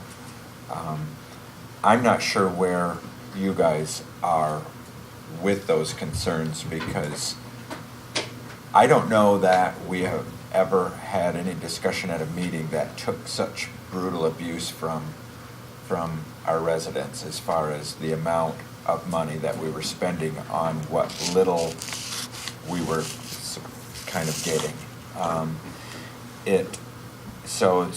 That's my perception of it. I don't have a problem with the bike park or bike parking separate from, to get them off of the sidewalk. As a matter of fact, not only do I not have a problem with it, but I'm in favor of it. You've talked about it at CIP meetings for probably several years, I think. I don't have a problem with the locations. And so when I was talking to Mike Mahler, it was more, for me, it was more the cost and what we were getting for what we were spending, and the uniqueness of them. And so and Amber was the same. She was one of the ones that kind of sent us a lot of different pictures and things of different more unique bike racks and things that we might be able to incorporate. I think it would be, even at that cost, it would be easier to swallow if it not only held more bikes, but if it was something more unique to Alpena than I'm not sure what you call those, the arc back. It's the arc pole. We had photos, but so that's where I'm coming from. And so I kind of felt like we were maybe putting it back to the DDA. It wasn't necessarily that I as a member of this board, didn't want to expend some funds for it. I just felt like we weren't getting what we could get. And I appreciate, because that was one of my questions as well, is to try and get some local fabricators. And we can't get local fabricators, that's understandable. Can we get local artists? One thing that has come up on my listserv, there was this very question about bike racks and of doing things, yes, of having them done, whether it was locally at a community or within Michigan and so forth. And a lot of them were, I'll call them, for lack of a better term, artsy, that they weren't your typical bike rack. And what they were finding was that many of them, in fact, they had all these pictures of ones that had been used, and some of them, you look at them, you have absolutely no idea where you actually hook a bike to them. And others is that people avoided them because they looked at them as artwork and they were afraid of putting their bike to it because they would damage the artwork. So they actually had to mount signs to it to say, this is a bike rack. But on some of them that I looked at, you couldn't, it was very difficult to know where you actually hooked the bike, or that you wouldn't put more than 2 or 3 bikes to them because of their design, which I thought was very strange. It's kind of defeated the purpose. But they've had these issues, other communities, on things that they've done. So that's why when this first came up, I did say, you know, having unique ones is fine, but you have to be careful with them so that they're still can be used as bike racks and that they're actually usable, and not ones where you put 2 bikes there and there really isn't any place because there isn't a defined connecting point often to it. You just find a hole to wrap your chain around or whatever. So that's the only thing about that. I can, to that point, well, there are some that actually are shaped like bicycles. Yes, and those which are are pretty clear that it's fun for bicycles, but Not easy. even if we just went with the simple U shape, the idea being very much in line with what the mayor said as far as what we're getting for $15,000 and how many bike parking spots, 18 spots, if there's 2 per 10, and I think 4 and 5 U's, you can put 2 on a bike. Even with just in the downtown, we have the marinas in the downtown, the dog park, the pocket park, Avery Park, the bike path, which tons of people go there and fish and visit along the river, have no bike racks, even though there's literally dozens of people down there every day, and often ride their bikes to go fishing. Rotary Island, I believe, is still in the DDA. Culligan Plaza, the parking lots along River and 3rd, city parking lots, the big one, and then there's a smaller one across the way. There are those simple U racks even, they're very utilitarian, but provide spots. They're meant to be portable. They can be put in one parking spot and accommodate up to a dozen bikes in one rack. So I guess for the funds that we'd like to see more bike parking solutions than 18 bikes, and I think that, so I would prefer that our contribution not go to shelters, that is like 90, I didn't bring my notes from last time because I didn't know about this till literally half an hour before we came, and so I didn't have my notes from last time about the breakdown of the funds, but I just would like to see more parking solutions. Not that it's like they have to all be creative, but for that money, and considering that all those places I just named are still in the DDA, I just think it would be great to get more for what we're investing when there's a need. I don't think there's a question that there's a need for more than 18 new bike spots. With the idea to phase out the ones on the street, and I'm a supporter, like the mayor said, of doing that and making our sidewalks safer. But I just think we should be able to do more than 2 things and then say, well, next year we'll get a few more. When, $25,000 we're looking at here, and we could really, even if it's all spent in the DDA, we could do maybe a lot more with it. Well, a lot of the parks, those are, in my opinion, are our responsibility. They're not the DDA's, or we're not dealing the same issue. Well, there's the downtown public zones, so I thought it was. Well, but I think those are usually going to be done. We take care of our own parks within the DDA. The DDA does not. They have whatever is their park, which is one, I guess, the Chisholm Street Park, the Pocket Park, and that they're responsible for. We never said we were trying to replace them all at once, and that it would, be phased in. One, because we've already had some pushback about, oh, you're gonna not allow them to all park right next to one particular business who would like them. It's an educational thing to get people to the fact that what we want you to do is park in these locations. Some future ones probably makes more sense than having 10 here, 6 there, 5 here, and scattered all over, is that we congregate a larger one that might hold 20 bikes or 30 bikes in a location. This is often done in Europe. They create a bicycle parking lot. A lot of times just out of a vacant lot, whatever, and they put in many more than that. They'll put in, 100 bikes in one lot. We're not gonna need that, I don't think, but that we can have more of a congregation. The other thing with the shelters, it was within the DDA in specific locations that it was creating an identity and doing something beyond what you were gonna do in a park. We're not gonna do that with shelters in every park. We're gonna put bike racks, so that people do have them, where they need them. Along the bypath can be a little difficult, because yes, people fish, but they fish all along there. And most people, if they have a bike, they do one or two things. They lay it down, or they have a kickstand and they just leave it standing upright. But to try to put bike racks, I'll guarantee you put it along the bike path, wherever you put it, it's the wrong spot. Somebody's gonna be 50 feet away, where this is where I'd rather have the bike path, or the bike rack. So, that's kind of thinking. I guess if the council says they don't wanna spend it, I've asked to have it on the agenda to talk about it at tomorrow's meeting, is if the DDA still wants that for their own reasons, is then they look to fund it out of their fund balance and pay for the thing. If they say, no, we don't want to pay for it, then fine. Then all we deal with are the bike racks themselves, which are going to be a minimal cost for the most part.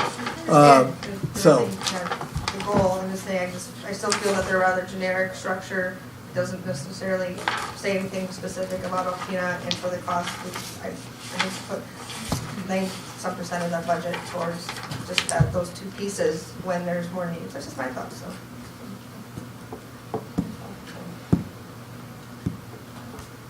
So what we're asking for is a direction from council. So one way or the other, we can move forward, rather than not having a decision.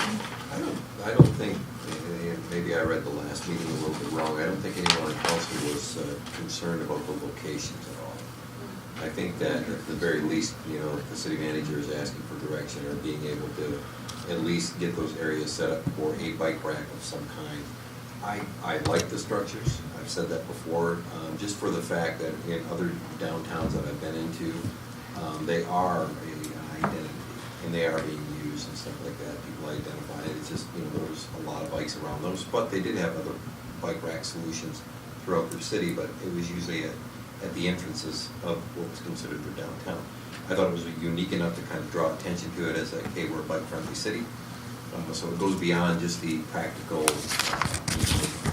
this is where you store your bike, but it was more of a statement, I guess, how I felt what was going on prior to us getting into this. And then when I visited that city again, I looked again to see how many bikes were there for practicality. So I think myself, I like the idea of the rack. I think it's a good look. I think it does promote a little bit more bicycling down into our city area. So I'm in favor of it. I think it would add a little uniqueness beyond your standard bike rack, and kind of convey the message that we're looking for, that we are a bike-friendly city. Those are my thoughts on that. I do agree with Councilwoman Hess that there are bike racks needed in other locations, and I know Greg and staff are addressing that. So that's where I'm at on that particular issue. So those are my thoughts. But I think at the very least, what we should do is definitely, work with the staff and make sure we have the designation, the designated spots. At least let's move forward with that. So we can get those areas set up for whatever bike rack council decides on. So the location, does anybody have an issue with the locations that were presented to us? And I talked about it last time, because I kind of do with the one that's going by the DDA building, because if the purpose of it is to attract people to them so they use them, to me, it's in a busy hub like at Culligan Plaza, where they're going to the ice cream shop, where they're grabbing sandwiches. That's the spot. By the DDA building is kind of out of the way. I mean, if you're going to make them go all the way down there, and it's not like all the way down there, but it's not the hub of where most So people your are proposal using would be them. to move that one into like Culligan Plaza? Somewhere Okay. closer to. Closer to the downtown Yeah. area? Right. And it doesn't have to be in Culligan, but it makes sense. It can be, Where that big raised garden thing is. that would be perfect. Got to take that out Let's of do it. that. Up on top of it? No, You can do that, all right. no. There's a big raised garden thing. That I'm needs gonna to call it come that up. for lack of better terms. Those, that's one of those long-range plans, is to make those, at least one of them go away here in the near future. Near like this year? I don't have the funding. No, right the now. funding's not there. It's not cheap to do it. What had, To me, the only probably logical place to put him, if you're gonna put it there, is, and if nothing else, we've got, if you want, that's a city park. We got $10,000 budgeted for next year. We put a rack there as well. I mean, we can add it. Where I would suggest is, and I don't know how many bikes it can hold, is it would be up against the wall, where basically the Santa house goes, and they would just, in the winter, just back it up as close as possible. I don't know, to me, it would be the well, that's the most also logical the place. entrance in and out of that parking lot. And I don't wanna, I guess I don't, that's, I there's, guess, we can certainly take time and look at some alternatives. But yes, right now, we're just, we're kind of standing here, which way do we go? And Yeah. that's what we want, to just get a resolve so that we could move forward. If it's. who's putting these in? The DPW is gonna put these in? It depends on what we get. They look like they're just bolted to the concrete. Yeah, they are. So they can be moved. I mean, so let's just say, for instance, if we all agree we put this by the DDA for now, we can always move the DDA building. We can always move it into Culligan Plaza unless it can fit there now, I don't know. I mean, if it can fit there now, I'd be more inclined to have it in the plaza. I agree, it should be somewhere where everybody can see it and use it. Right. Like I said, I haven't looked at the layout there to see if we can, if that's council's direction, I mean, that's fine. how about a water feature? And certainly, yeah, Bill, and you're certainly gonna work with the DDA as far as where that goes. If I have to work with it. So my other question is the DDA board, is this it? Or is there an opportunity to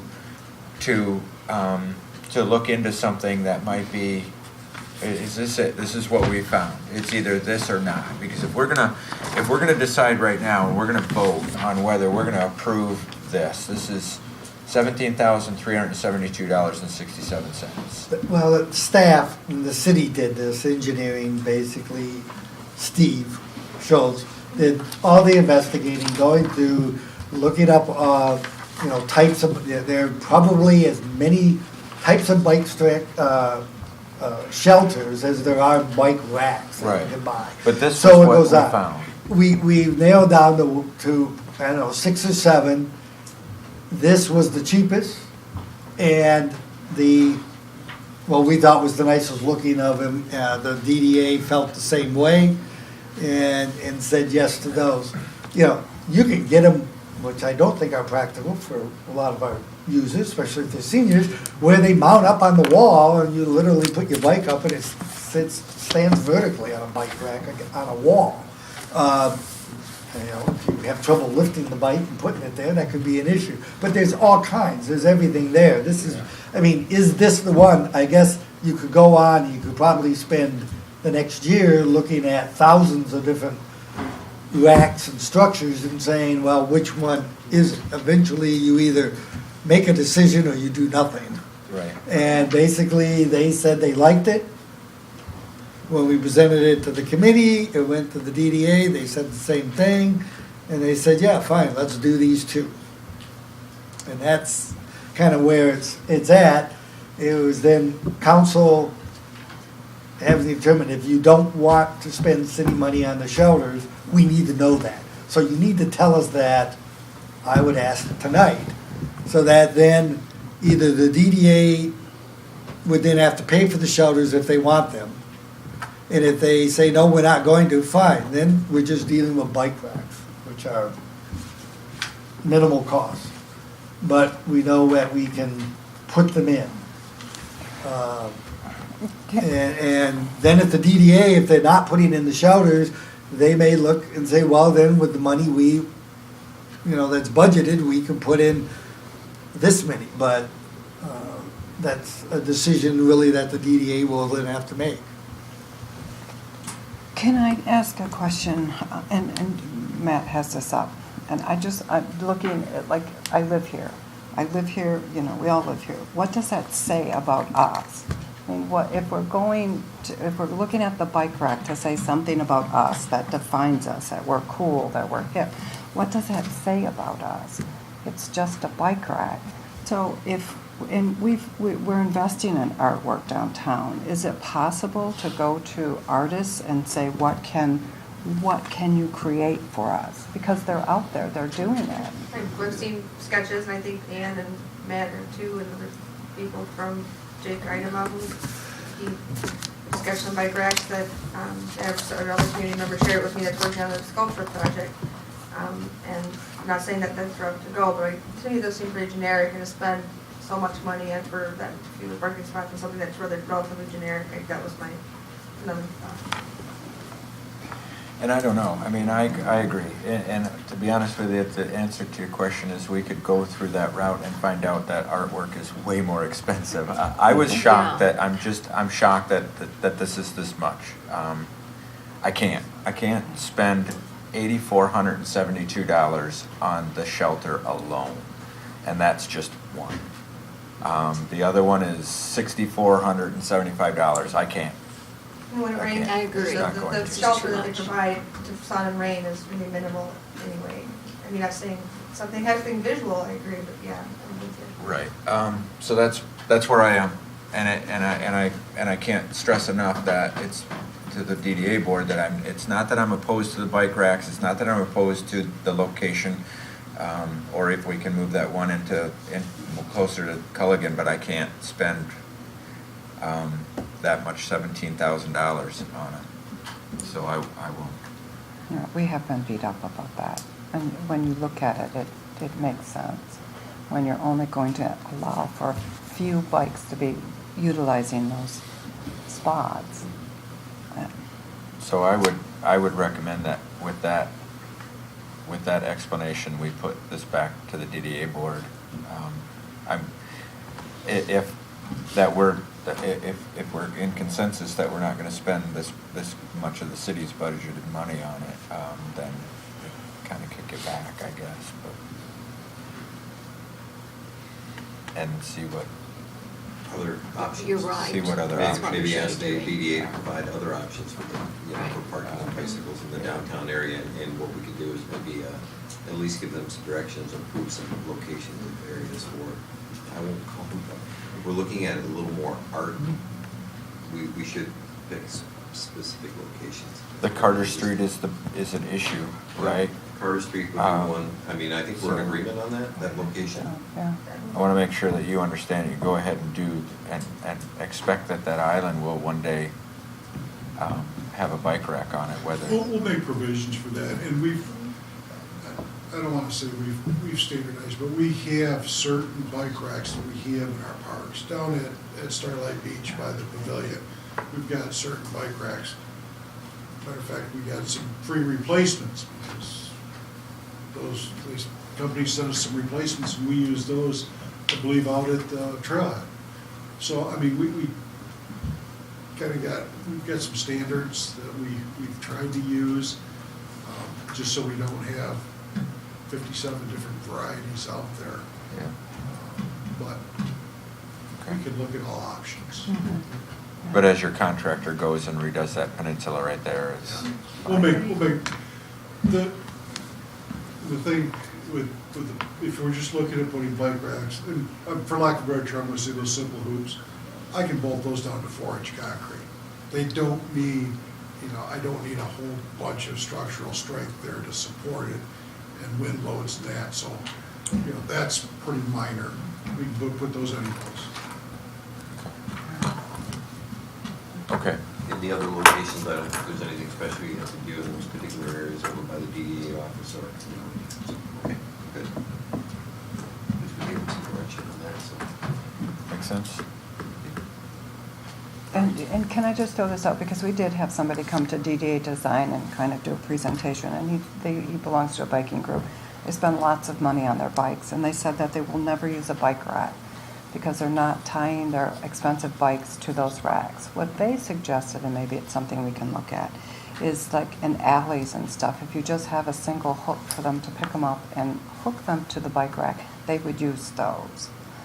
Because their bikes aren't getting knocked against other bikes and people, So when these people spend that kind of money on bikes, those are the kind of people you want in the downtown. So if they're telling us that this might be a simple solution to them riding their bikes downtown and using services, maybe it's something we can look at. And a book would be affordable along with other standard bike Right. racks that people that can't lift their bikes up can use. Right. We've had, I don't remember the group, but this type of company, Yeah. we met with them when Yeah. we put the share the road signs up and Yeah. that, so we have a relationship with them as well. So we'll put this back to committee for reassessment. Tim almost, could Yeah. It was Does him that and Brady. does that make sense? That make sense? We're not approving it, so we don't really, do we take action to not approve something? How was it presented to us? Yeah, I was gonna say, I don't remember off the top of my head what, This was from the city engineer.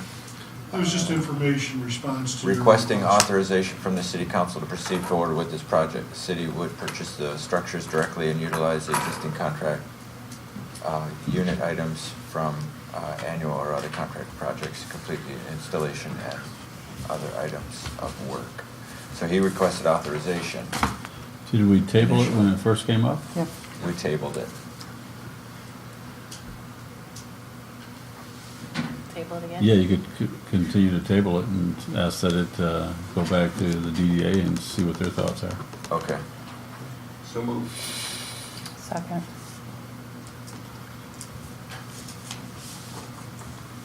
Noak, Yes. Walagora, Aye. Hess, Yes. Johnson, Yes. and Nielsen. Yes. Motion carried. Thank you. Next up is new business, 2019 Genschaw Water Main Repair Bid Recommendation. On April 30th, the city received no bids for the 2019 Genschaw Water Main Repair Project. This is a short section from Long Rapids Road northerly along Genschaw, it's within the County Road Commission's right of way. Bid documents were sent to 11 firms with one bid received. We purposely bid this out as a smaller package project, trying to entice some other bidders to try to bid this. Unfortunately, the only bid we received was from MacArthur Construction. The as-read bid was $84,970. The project as bid contained a specification for high grade of asphalt paving being 4E1 and 5E1, commonly referred to as super pave mix. The bid price per ton for this mix was $300 per ton, whereas our standard asphalt mix used throughout the city was at $80 per ton. This was, when we were designing it, we were in discussions with road commissions. That was what their record showed that road was paved with, so that's why they wanted that mix back in there. Subsequent to receiving the bids, the prices, we had further discussion with them, and we got their authorization to go to our standards asphalt paving mix instead of that high mix. As it turns out, the rest of that road was not paved with that super paved mix. So, this resulted in a $19,800 reduction on the project cost. Funding has been established in the water fund for this project and is in excess of the modified bid price. It is my recommendation as city engineer that the project be awarded to MacArthur Construction for the as-bid unit prices less the contract modification which is attached totaling $65,170.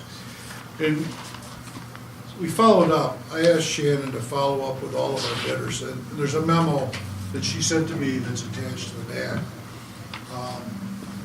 You know, we've been getting one bid on our construction projects. Shannon talked to the various contractors and their explanations on why they weren't bidding. Most of them are booked. Some of them can't hire contractors. Tim Kramer's working by himself. He's in the excavators down in the trench. He's in the excavator. He's doing it by himself. And as far as service needs and that, you know, we're trying to entice people from outside to come in. We're going to have a fairly big project that's going to be bid here in the near future, and we hope to attract some people, some additional bidders. And I think the one comment in here, even MacArthur Construction, he is swamped, but he knew how critical some of these two projects were that he bid on, and that's why he put the prices in. So, I guess I just, you know, it's not for lack of trying to get other bids, it's just they're not out there.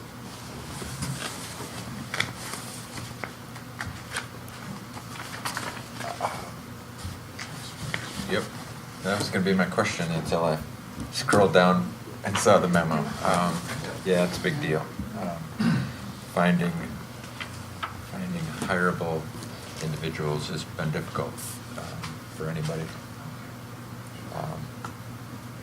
So. It is unfortunate, you know, and it is, you know, what it is, getting to the point, you know, construction, indoor and road construction, the fear is that as these projects come up and you have one, if they don't have time, it's gonna be just higher and higher prices to get these projects done. They're gonna be over budgets on a lot of different things. So I mean, I would encourage, obviously, and continue the efforts that you've been making, Rich, is to try to get other bidders in, because in my mind, a lot of times we're saving anywhere from 15 to 30% on a project, depending on when we get multiple bidders. I mean, we've seen projects like that come in with those kind of numbers, so it is something that, you know, we need to keep looking for. But I understand the hiring, but a lot of the contractors are going through as well. So. And it is something, I mean, we look at the unit prices on every bid we receive, and if we see some anomaly, I mean, we don't have to award. You know, and that's the thing, is if we see, and we haven't seen it as yet, but if MacArthur says, hey, I'm the only one bidding, I can raise my prices, you know, we would see that in the unit prices that he's charging for us. We've seen very consistent. Yeah, have they gone up? They have, but nothing out of line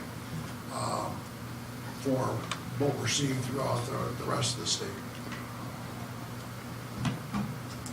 Okay. And quite honestly, a lot of people, they're local, they own all their equipment, they don't have any overhead, they work pretty cheap. Okay. I move we approve the bid for the Genschaw water main replacement to MacArthur Construction for the as-bid prices less the contract modification. Second. Walagora? Aye. Hess? Yes. Johnson? Yes. Nielsen? Yes. And Noah? Yes. Motion carried. All right, thank you. Next up, 2019 valve replacement bid. On April 30th, the city received an open bids for the 2019 valve replacement project. Every year, the city budgets funds to replace existing valves and install new valves within the system that are deficient or would allow for smaller areas of disruption in the event of a water shutoff. This year, the city is targeting 40 broken, leaking, or failed valves to either repair or replace throughout the city. Bid documents were posted on the city's website, sent to 4 local firms and plan rooms, with one bid received as listed below. MacArthur Construction for $215,800. Funding has been established in the water fund for water valve replacement of $63,500 in the current fiscal year and $165,000 in the 1920 fiscal year budget for this work. And this includes not only, some of them are simply the operating down at the top of the valve is round off, so we've got to go down and replace it. Other ones are where we've actually got to go down in, cut the valve out and replace it. But we packaged them as a valve replacement or a valve repair. So, and it includes everything, it includes the excavation, the valve, all the work, and then the paving work associated with it. So it's a complete package. So there should be no additional costs on top of this per unit. Sort of standard life cycle of the valves when you replace these, is it 15, 20 years, I mean longer on average? We've got some that are out there that are 60+ years old. Okay. And one of the things you go out and we used to exercise them, we were actually breaking more than we were exercising. So now we exercise the new valves, the valves that we've put in since probably the late 90s. Those are cycled every year a couple of times so that we keep them working. The old ones we don't touch unless we absolutely have to, because we know we're going to probably break more. And that's where some of these are coming from, these 40 that we have. Questions here? No.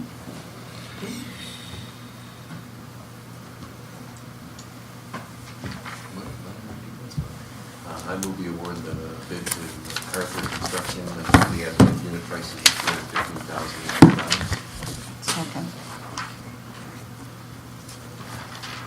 Hess, Yes. Johnson, Yes. Nielsen, Yes. Noah, Yes. and Walboro. Aye. Motion carried. All right, thank you. Last up, cemetery building renovation contraction modification. Contraction modification? Contract modification. Just, Anna. it's a garden Maybe code. a contraction out of those. I read that here a minute ago. Meridian Contracting, they're doing the work over at the cemetery. They provided a price back even when we bid. They had included a price for it. Was to replace the existing under canopy soffit. And this is underneath the carport areas at the front and side of the chapel. There's 900+ square feet of soffit material that needs to be replaced in there. It's in poor condition, and the biggest thing is we're going to do all this other work, and then we're going to have this soffit that looks like old, junky. Staff looked at this option during the bid development phase, but elected to try and save the existing soffit as a cost reduction measure. As the contractor commenced with the work, he brought the mismatching color and the overall condition of the soffit to our attention and recommended we remove and replace it. Sufficient funding was established in the 1920 budget to undertake this additional work. It's my recommendation as city engineer that the additional soffit replacement be approved in the amount of $7,792. And we will, as this project's evolving, we've got, the contractor came to us, here's a suggestion to do some additional improvements. There's going to be another contract mod coming on that building, but again, we've got the money budgeted, but we're going to end up with a lot better project at the end, which is not uncommon with Todd and Meridian. They look out for the city's best interest. But this is my recommendation on this contract mod. Okay. No Questions? question. Okay. Sorry. I I'm, move we oh, approve go the ahead. soffit replacement at $7,792. Second. Johnson, Yes. Nielsen, Yes. Noah, Yes. Walboro, Aye. and Hess. Yes. Motion carried. Second.